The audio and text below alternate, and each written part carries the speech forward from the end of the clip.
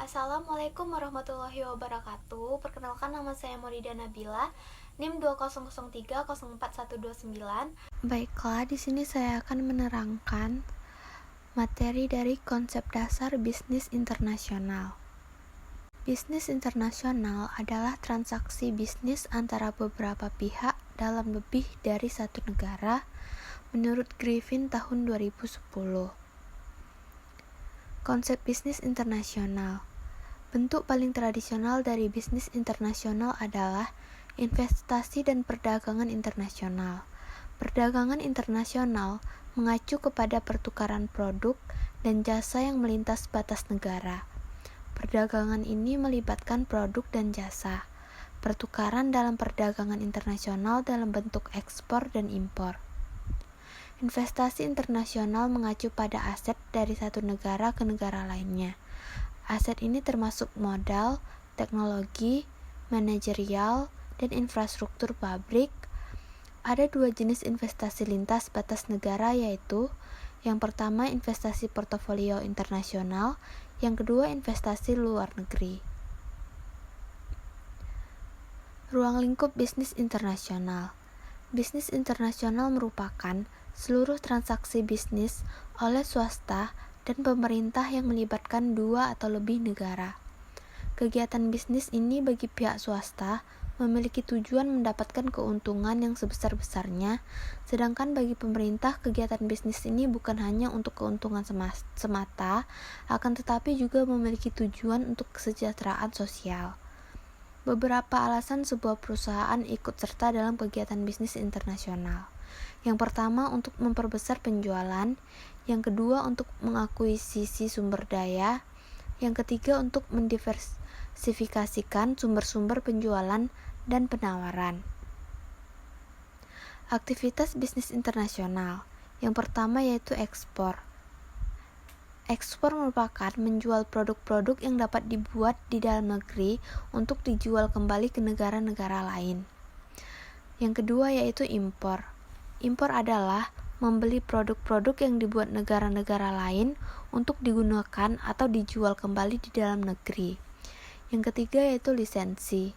Lisensi adalah kesepakatan kontrak di mana suatu perusahaan di suatu negara memberi lisensi pengguna hak kekayaan intelektualnya atau paten, merek dagang, nama merek, hak cipta, atau rahasia dagang kepada suatu perusahaan di negara kedua dengan mendapatkan pembayaran royalti. Yang keempat, waralaba. Waralaba adalah suatu bentuk khusus lisensi terjadi apabila suatu perusahaan di suatu negara memberikan wewenang kepada suatu perusahaan di negara kedua untuk menggunakan sistem pengoperasiannya dan juga nama merek, merek dagang, dan logo dengan mendapatkan pembayaran royalti. Yang kelima yaitu kontrak manajemen. Kontrak manajemen adalah kesepakatan di mana suatu perusahaan di suatu negara setuju dengan mengoperasi fasilitas atau memberikan jasa manajemen lainnya kepada perusahaan di negara lain dengan mendapatkan imbalan yang telah disepakati. Selanjutnya materi yang kedua yaitu lingkungan bisnis internasional. Ada beberapa lingkungan yang melingkari bisnis internasional, diantaranya adalah lingkungan budaya, lingkungan politik, dan lingkungan hukum, serta lingkungan teknologi. Peran dari lingkungan tersebut dalam bisnis internasional adalah membentuk sebuah etika dan tanggung jawab sosial yang nantinya akan diterapkan oleh pihak-pihak yang berkecimpung di dalamnya. Hal ini akan menjadi perhatian organisasi-organisasi internasional yang berfokus pada bidangnya masing-masing. Materi ketiga yaitu perdagangan global. Teori perdagangan.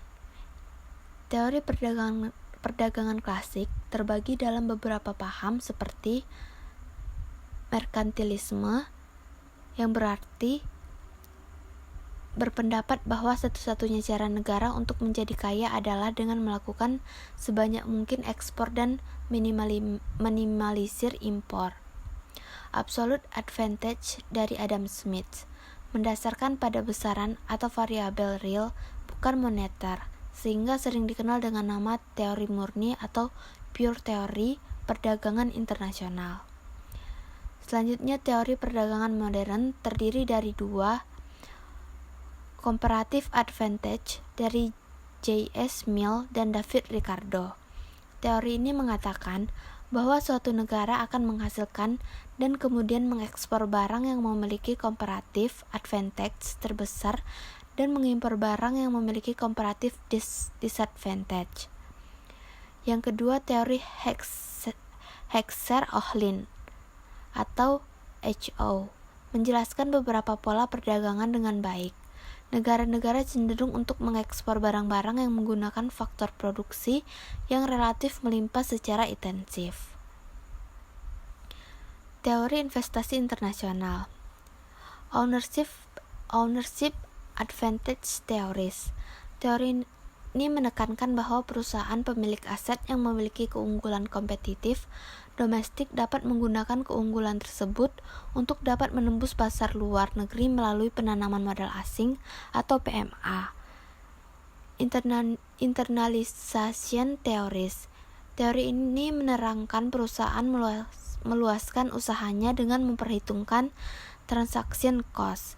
Jika biaya transaksi lebih besar di dalam negeri, maka produksi di luar negeri lebih menguntungkan. Dunning Electric Theories. Bagi perusahaan yang akan berinvestasi di luar negeri, harus mempunyai beberapa keunggulan, yaitu kepemilikan yang khas, internalisasi, dan lokasi yang khas.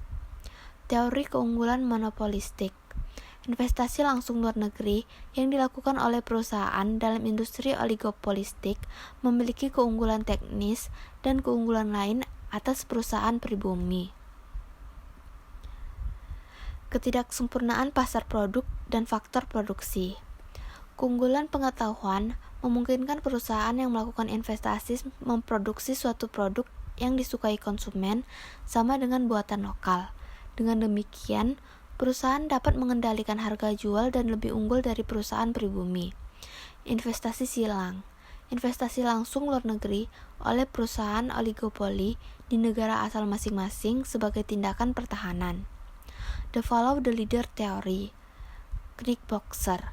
Satu perusahaan yang bisa memasuki pasar dalam sifat pasar yang oligopolistik, maka perusahaan lain pun akan mengikuti. International Product Life Cycle Theory. Daur produk terdiri dari masa awal, masa pertumbuhan, masa puncak, dan masa jenuh. Jika produk suatu perusahaan yang telah sampai pada masa jenuh di pasar dalam negeri, perusahaan tetap dapat mencari peluang menjual di negara lain di mana pasarnya masih tumbuh. Materi yang keempat yaitu sistem moneter Indonesia.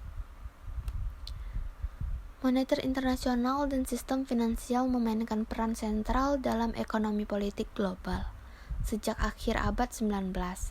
Awal pembentukan sistem ini melalui berbagai transformasi dalam menggapai perubahan kondisi politik dan ekonomi baik level domestik maupun internasional. Perubahan yang paling dramatis adalah krisis dalam pengintegrasian moneter internasional dan rezim internasional selama tahun-tahun interwar. Bursa valuta asing. Menurut Sutanto, tahun 2008, bursa valuta asing adalah tempat atau lembaga yang memperdagangkan mata uang asing. Bursa valuta asing diselenggarakan oleh bank pemerintah, bank swasta nasional, dan bank swasta asing yang sudah menjadi bank devisa serta lembaga yang mengkhususkan kegiatan dalam perdagangan mata uang asing. Lembaga yang mengkhususkan kegiatan dalam perdagangan mata uang asing disebut money changer. Pasar modal internasional. Pasar modal adalah sebuah tempat bertemunya pihak yang memiliki kelebihan modal dan pihak yang kekurangan modal. Yang terakhir yaitu nilai tukar mata uang.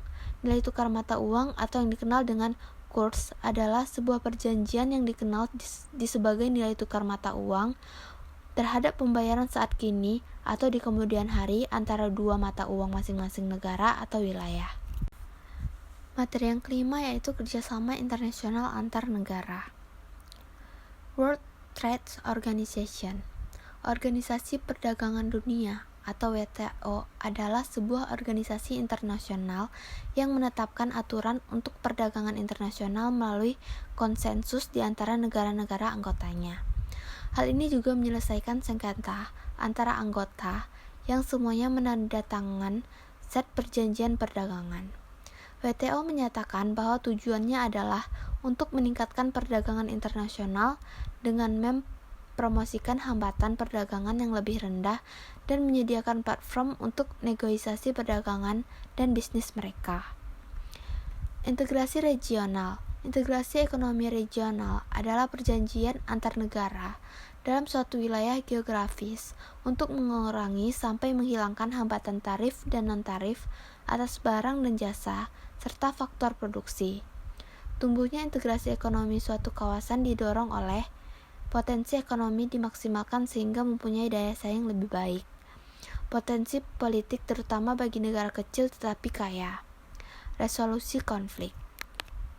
Materi ke-6 yaitu aliansi strategis internasional. Konsep aliansi strategis.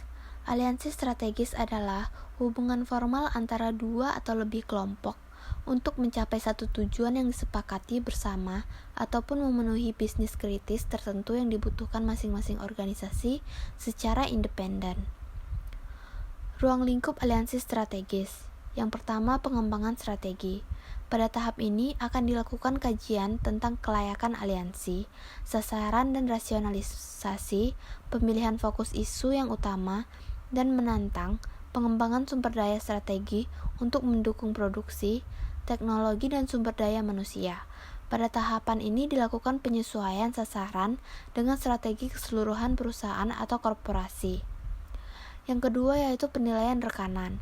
Pada tahap ini dilakukan analisis potensi rekan yang akan dilibatkan, baik kekuatan maupun kelemahan. Penciptaan strategi untuk mengakomodasi semua gaya manajemen rekanan, menyiapkan kriteria pemilihan rekanan, memahami motivasi rekanan dalam membangun aliansi, dan memperjelas gap kapabilitas sumber daya yang mungkin akan dikeluarkan oleh rekanan. Yang ketiga yaitu negosiasi kontrak.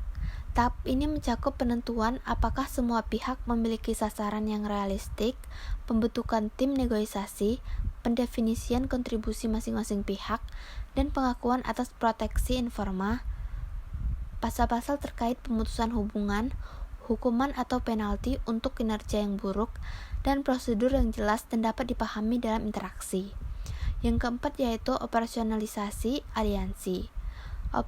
Operasionalisasi aliansi mencakup penegasan komitmen manajemen senior masing-masing pihak, penentuan sumber daya yang digunakan untuk aliansi, menghubungkan dan menyesuaikan anggaran dan sumber daya dengan prioritas strategis, penegasan kinerja dan hasil dari aktivitas aliansi. Yang kelima yaitu pemutusan aliansi. Aliansi dapat dihentikan dengan syarat-syarat tertentu yang disepakati. Jenis aliansi strategis yaitu yang pertama, joint venture adalah aliansi strategis di mana dua atau lebih perusahaan menciptakan perusahaan yang independen dan legal untuk saling berbagi sumber daya dan kapabilitas untuk mengembangkan keunggulan bersaing.